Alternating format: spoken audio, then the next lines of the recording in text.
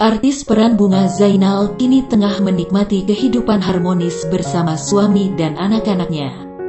Seperti diketahui, Bunga Zainal kini merupakan istri bos rumah produksi, Sukdev Singh. Dari pernikahan tersebut, Bunga Zainal dikarunia 2 orang putra.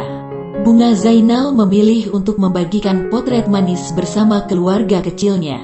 Nah, baru-baru ini Bunga Zainal mengunggah foto ketika ia menemani 2 putranya beribadah. Terlihat mereka beribadah di bangunan bertuliskan Guru Nanak Si Temple. Bunga Zainal pun terlihat merangkul seorang putranya. Mereka memuji potret cantik sang aktris yang tampak muda saat bersama 2 anaknya.